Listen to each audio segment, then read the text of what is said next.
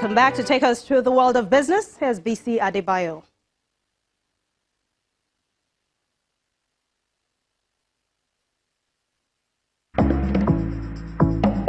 You first. First Bank.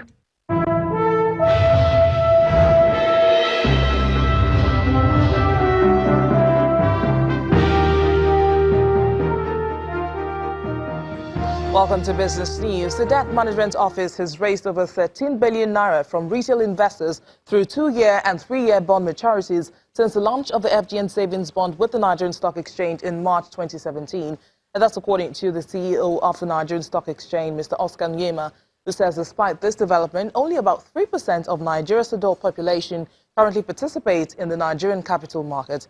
Mr. Nyema, who spoke at a retail bond workshop at the NSC today, believes this is an indication for the need to increase efforts to promote financial inclusion in Nigeria.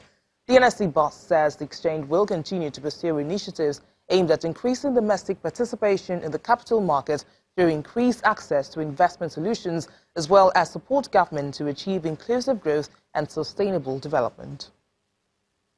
The Central Bank of Nigeria pumped an additional $210 million to the Interbank foreign exchange market today. According to a statement from the CBN, $100 million was offered to authorized dealers in the wholesale sector of the market, while the small and medium enterprises and the invincible segments received $55 million each. At the last intervention, the financial regulator injected $284.2 million and 36 million Chinese yuan into the retail secondary market intervention sales and in the spot and short-tenured forward segments of the foreign exchange market. Let's take some company news now. LG Electronics has launched its twin washing machine through a dance contest in Lagos, southwest Nigeria. The appliance allows laundry in 2 compartments at the same time, and the aim, according to the head of marketing, Harry Eluru, is to save time and space in homes. Have you ever compared dancing to washing clothes? Well, that's what LG has creatively done at the launch of its twin washing machine. Now customers can wash and spin 2 loads at the same time, saving time while creating a good life. We are not only committed to innovation for a better life or telling our brand stories, but we also create beautiful experiences that will excite our consumers through campaigns like LG Twin Wash Dance Contest. The dance contest begins with 9 groups chosen after a rigorous competition. Each group has 2 dancers showing the twin washing machine with the intention to capture the synergy of the 2 washing compartments.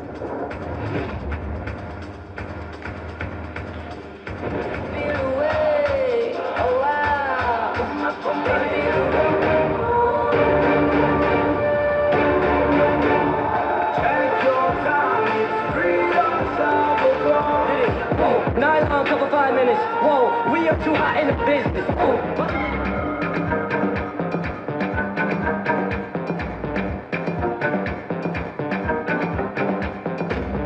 After the first round, 5 groups emerge. The top 5 people. This round of the contest produced what one of the judges terms the official LG Twin Wash Dance, created by Twin Arts. After the third and final round, the winner emerged. I Am Fly goes home with 500,000 and a twin load washing machine. 2Z comes second with 300,000 and LG G Plus washing machine. And Twin Arts wins 200,000 with a front load washing machine. Smiles on the faces of the contestants is not the end of the story. LG promises loads of benefits with the twin washing machine. It has 2 washing machines, one front load on the top and one top load on the bottom. So it can wash 2 loads at the same time. And second thing, it's a space saving. If there is a 2 washing machines, it consumes a lot of space, but this consumes very less space, like 1 washing machine space. And third, it comes with 10 years warranty.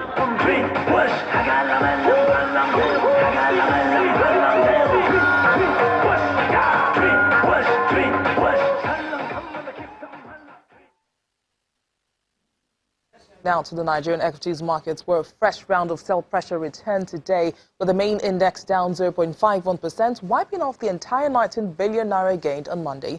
Layo Adegoke tells us more.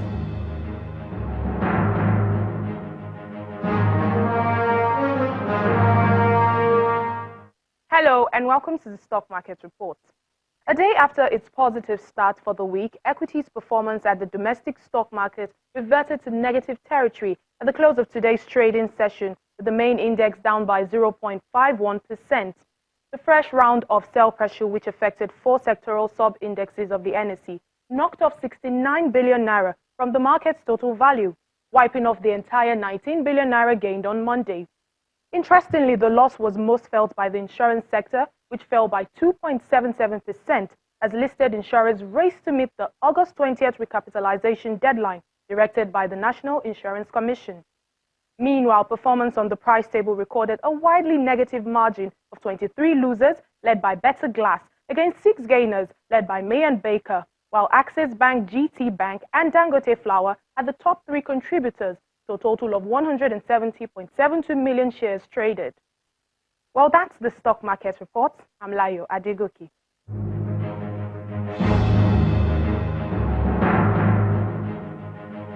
Thanks, Layo. Meanwhile, Wall Street staged a recovery today from the worst day of the year after China's central bank indicated it wanted its currency to trade at a higher than expected level against the dollar, easing tensions about the nation using its currency as a weapon in the war. Well, let's take a look at today's numbers.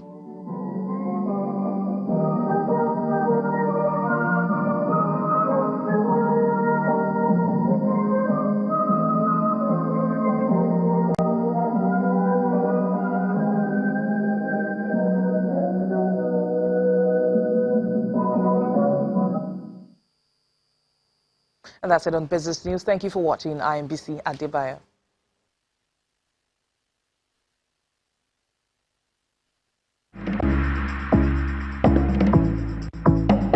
You first. First Bank. Thank you, BC. At least one person has been confirmed killed, several persons displaced, houses and farmlands destroyed in Didima village in Bauchi local government area. The village head in Didima, Malam Sala Abanduma, says that over 100 houses are affected and several farmlands destroyed as a result of the heavy downpour. A similar occurrence was recorded at Lekam Katangum community, where heavy flooding also was recorded, with a bridge linking over 20 communities cut off. The state government has now sent a delegation led by the Speaker of the House of Assembly, Abubakar Suleiman, to the affected communities. Apart from the delegation, the State Emergency Management Agency has been directed to expedite action on providing relief materials to the victims of the disaster. Now here is a special one for polo lovers across the world. The Ham Polo Club in Richmond, England, was the ultra-luxurious setting for the 2nd annual edition of the Lux Afrique Polo Day. Each year, this event strives to showcase the different arts and coming teams by providing a platform for young and emerging African talents to compete in the British ground. Our London correspondent Juliana Olainka was there and now reports. A glamorous crowd of well-heeled guests took over one of the oldest polo clubs in Britain for the 2nd instalment of one of Europe's most prestigious African polo events. Why would you fly in all the way from Zimbabwe to attend such an event? It's celebrating diversity, it's an African theme, we are promoting Africa, and it's a good way to show that just we're Africans and we do like the finer things in life. You have the polo, which is very British, but then you have the African polo, which obviously brings a little bit of spice. I've long thought that African culture hasn't come far enough into the UK. It hasn't penetrated our traditional events enough. I think it's fantastic that we're starting to embrace the culture and the cuisine, and the food is just amazing. Polo players from South Africa, Kenya and Nigeria took to the field to take on players representing the rest of the world. Bright blue hat, brand new, straight out of the box. Lux Afrique Polo Day was founded by entrepreneur Alexander Amosu, who uses the event to raise money for charity and shine the spotlight on African culture in Britain. Describe to me what it takes to do this. Well, nothing's ever easy, but what we have to do is understand that we as African need to have an event in the calendar like Royal Ascot, like Wimbledon, like all the big events out there. And what I try to achieve is by celebrating the fact that actually in Africa, since the centuries. We've been playing polo. Nigeria, Ghana, South Africa, Kenya, Zimbabwe, all across Africa, Morocco. We've been playing polo. So I'm not bringing anything new. The polo itself was a competitive match. Team Africa were narrowly defeated by Team Rudo, 4-3. I think it's important again to showcase what Africans can do, to showcase what sort of Nigerians can do, and to encourage more African people to get into polo. It's a fun game. The horse is amazing. It's an absolutely amazing experience. I think more sort of black Nigerian African people should get into polo. Upper classes and royalty, African boldness and polo chic. The finest aspects of African culture were showcased to their fullest. Juliana Olayinka, Channels Television News. The Chinese government has warned anti-government protesters in Hong Kong engaging in violence and crimes to desist from such acts or be held accountable. The warning is coming amid weeks of anti-government protests and demonstrations in Hong Kong that have frequently turned violent. Let's get more on the protests and other international news. Here's Simon Pusey with Around the World in 5. Good evening from the Channels newsroom here in London. The former US President Barack Obama has called on Americans to reject language from any of their leaders that feeds hatred or normalizes racism. Mr. Obama did not name anyone, but his rare comments came after President Donald Trump sought to deflect criticism that his anti-immigrant rhetoric had fueled violence. While in office, Mr. Obama fought unsuccessfully to restrict gun ownership. As a country, we have been through this too many times. In 2015, he said his failure to pass common-sense gun safety laws had been the greatest frustration of his presidency. It comes after 2 mass shootings in less than 24 hours in America killed and injured 80 people.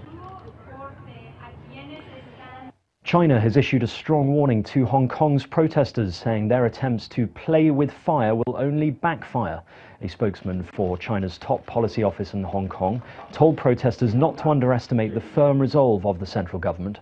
Hong Kong has seen 9 consecutive weeks of anti-government protests. On Monday, a call for a general strike caused severe disruption and more than 200 flights were cancelled. I think the pressing issue before us now is to restore law and order and bring Hong Kong back to harmony. That is the #1 issue we've got to tackle. It's a matter of great concern. You must have law and order back first before you can actually look at how Hong Kong should move forward. The Philippines has declared a national dengue epidemic after at least 622 people lost their lives from the mosquito-borne disease this year.